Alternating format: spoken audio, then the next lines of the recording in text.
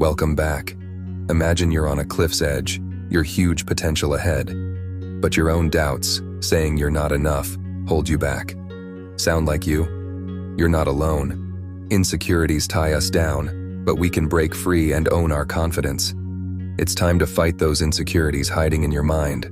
Shine a light on doubts, question them, and break their grip. Marcus Aurelius said our life's happiness is all about our thoughts. So think thoughts that lift you up. We'll tackle identifying insecurities, the impact of social media, setting real goals, turning insecurity to strength, facing fears, and boosting confidence with self-care.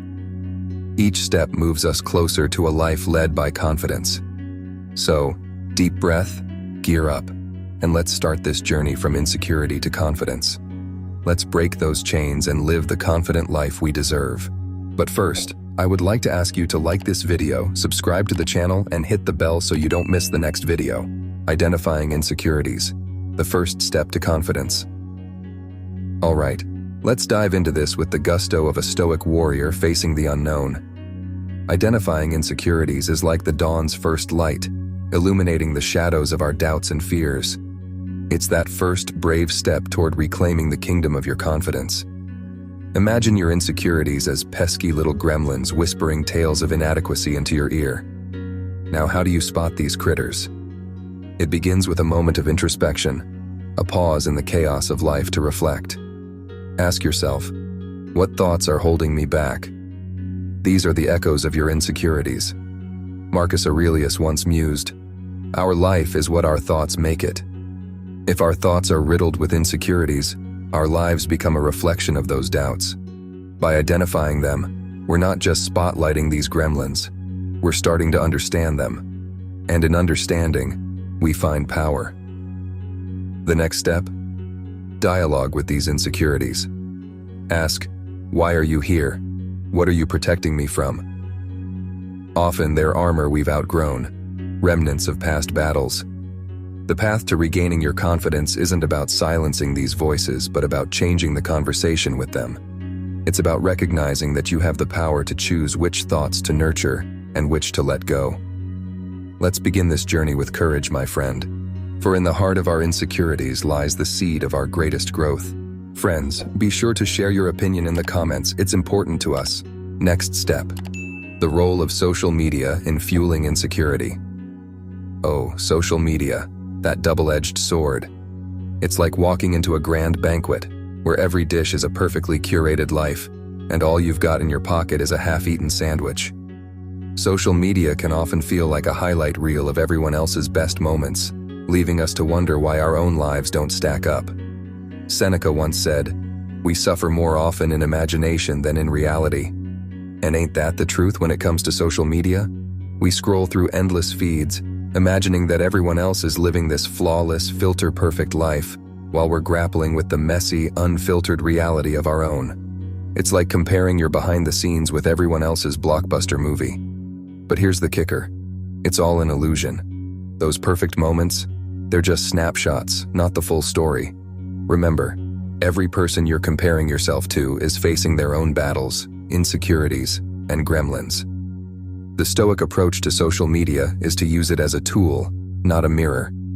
It's about engaging with it mindfully, asking ourselves, is this serving me, or is it fueling my insecurities? Let's curate our feeds like we curate our minds, focusing on what uplifts us, educates us, and makes us feel connected, rather than isolated. In reclaiming our confidence from the jaws of social media, let's remind ourselves of Epictetus's wisdom. It's not what happens to you, but how you react to it that matters. We can choose to react with understanding, compassion, and a firm grip on our self-worth, turning the banquet of social media into a place where we can truly feast on the beauty of shared humanity, without losing our appetite for real life. Third step. Setting realistic goals for self-improvement and confidence growth. Setting realistic self-improvement goals is like gardening. You plant seeds intentionally, providing the right conditions for growth. Similarly, building confidence requires setting achievable yet challenging goals. Marcus Aurelius highlighted that obstacles in our path can actually propel us forward, teaching us that overcoming hurdles is a part of growing stronger and more confident. To effectively reach your goals, break them into smaller tasks. This makes your objectives more attainable and gives you chances to celebrate small wins, boosting your confidence. Each success is proof of your abilities and progress. It's also vital to choose goals that align with your personal values, rather than societal pressures. Epictetus said, "If you wish to be a writer, write." This applies universally. To grow confidence, engage in actions that foster it. Focus on what you can control, such as your mindset, stepping outside your comfort zone, and dedication to growth. Think of your life as a garden where every goal and effort enriches your confidence. With perseverance and self-kindness, your garden will thrive, filled with the blossoms of self-assurance and achievement. Dear viewers, your opinion is really important to us. Share it in the comments if you have any questions, or just write helpful video so we know what you find interesting. 4. Transforming insecurity into personal strength. Turning insecurity into strength is like alchemy, turning the ordinary into gold with patience and courage. Insecurities aren't just weaknesses, they're clues to where we can grow stronger. Marcus Aurelius said, "The obstacle in the path becomes the path." View insecurities not as roadblocks but as chances to overcome and gain new perspectives, making you stronger. Start by accepting your insecurities with kindness, seeing them as rooted in desires for acceptance. Then, get curious. What can I learn from this? How does it push me toward who I want to be?